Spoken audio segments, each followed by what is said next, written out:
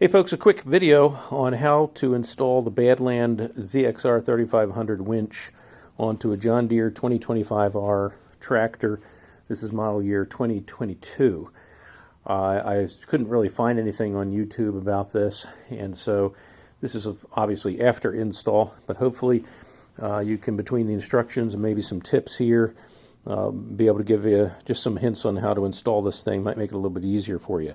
The mechanical aspect of installing the winch, first of all, as is typical with a lot of these things, the instructions are not very good. They don't give you very many specifics about where you're supposed to install things and how. But you see the L bracket, the install bracket that you're supposed to install. Make sure you install it with the L part up, because that's where your roller is going to screw into. Unfortunately, like many things like this, it's just not made to fit this tractor, and so you're going to have to do some drilling. You put the L bracket on kind of the way that you see it here. Obviously the winch won't be attached to this bracket when you open the box, but you have to lay that in. I had to take the toolbox out, so there's no toolbox anymore. And I also took this plate out. You can kind of see this screw here, and then there's another screw at here, and then there's two more on the other side. And that removed this bottom plate so that you'd have access to bolt in from the bottom. The 6 or 8 bolts that they give you are 13 millimeter bolts, and the 4 long ones screw into the winch screw the winch into the install plate. To install it, what I had to do was drill a couple of holes into this. You mark it out with the plate, of course, drill some holes into there, and then for better reinforcement, because it really wasn't adequate, I had to drill 2 holes here as well, a hole here and a hole over here, and so that I could put 2 more bolts in, and I had to use this piece of straight steel there in order to try to give it some more support. Otherwise there'd just be 2 screws holding the support plate on. That's kind of how I had to do that, but you can kind of maybe see how I installed that. And you'll need a couple of your own bolts, because they don't give you enough bolts to install it the way you should. But that's the install of the winch itself. It's really not that difficult. It's just having to screw in or drill more holes into these plates, into the frame of the tractor. As far as the electricity itself, the instructions are actually pretty decent about hookup. It's color-coded. So the blue cable, yellow cable, color-coded. These things lead to the solenoid. Unfortunately, these blue and yellow cables are only like 3 feet long. So I would love to have installed the solenoid back here in the tractor, but these cables aren't long enough. And in lieu of going out and getting more wire, the funny thing is the cables going from the solenoid to the battery, those cables are really long. And then the ignition cable, this little red cable right here, that's supposed to go all the way up to your ignition, but that's really short. So a little bit crazy, the wiring that they gave you, but the workaround that I ended up doing was just taking this blue and yellow right into the battery compartment. There's already a hole in there that I passed the yellow wire through. I made a hole with a long drill bit for the blue wire to pull up. And then again, on the solenoid, they're just color-coded, so you hook them up according to the color. And then the negative coil, or the negative cable, for the negative part of the battery, the black one, just hook it up from the black to the black negative battery, and then the red to the positive side of the battery. This is a circuit breaker, they say. So it's just one red cable, one long cable that goes. And again, they're all color-coded on this solenoid, so they're pretty easy to follow. And again, the instructions are pretty good about how you hook it up, even if the cable size is kind of weird. And then the switch cable is this long cable that has a brown, blue, and red on it, and you just hook them right up into there, and again, color-coded.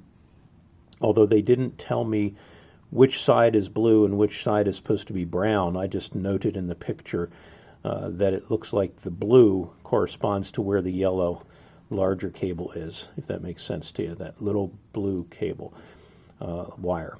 And then the red wire, that's supposed to be your ignition wire. That is your ignition wire. And you're supposed to hook that up to your ignition. If you want to do that, you just need more wire in order to run it all the way up to your where your ignition switch stuff would be. I didn't want to have the tractor on when I ran it, and so I just ran the red ignition wire right to the positive terminal on the battery, and after that I put the red on there and then screwed the terminal back on. When I have to change the battery, it's going to be a pain in the neck, but I'll just have to undo everything and just redo it again. One other note to make is that the terminal ends on these red cables, they do not fit on the terminals. So you're going to have to drill the little tiny holes on those terminal ends. You're going to have to drill them bigger so they fit onto the terminal screws. That's really a pain. I don't know, why they made them so small, but that's the way it is. Then the switch cable, you can see that I ran that over to here. And by the way, I tied everything up real firmly with zip ties. You can see several zip ties to make sure that nothing in here is loose. There's no loose material on here. It's not going to go anywhere. It's not going to get anywhere near anything hot. And there's still plenty of airflow that's going to come through here from the sides and from the front. But anyway, you tie everything down pretty good. I did some cable wrap just to make sure that things were good, and tied it in here, tied it up here. I drilled a hole here. This is again the switch cable, and that switch cable comes out this way. More cable wrap. I zip tied it here, and then it's going to go and split into two. This side is going to go eventually over to the switch in the front that I'll show you in a little bit, and then there's another one that I ended up taking the thing that's used for the remote cable and just hanging the remote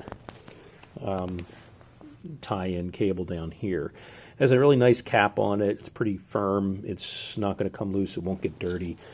You can drill a hole into your side panel and put the cable in through that so it plugs in through the side. I didn't want to have that hassle of every time removing the side I'd have to hassle with this thing. So I just tied it right here, and I can easily access that whenever I want to use the remote winch control. This part here, so there's actually two switches to operate it. One would be the remote that plugs into here. That's pretty obvious. You'll see what that is. But then the other switch is one that you can install on the front of the tractor. Now this tractor, the 2025R, the 2022, comes with a switch ready to go right here, and I'm not sure what it's for. You can actually see inside the circuit or the connector or whatever that's supposed to hook something up if you want to use it. The connector's still in there. If I want to use it, I can just reinstall it, but I don't use it for anything. So I just popped that out, and I had to cut the hole a little bit bigger, as you can see. I didn't do a really great job of it, and part of the reason why is because you cut the hole, you insert the switch in there, and then you find that there's more plastic behind it that you also have to cut. And so I ended up cutting the hole bigger than I needed it to be. But it's it's not my car, it's my tractor, so I'm not too upset that it doesn't look pristine. But I had to do that, and then I ran the cable in through here. I don't have this side off, but I can take you around the other side and show you. And I just ran that cable through, and you can kind of see where I ran that cable through. This goes clear to the other side, and you can just install it, and then it just goes this way. This actually then plugs in. That switch has a piece that you plug in then to this switch cable.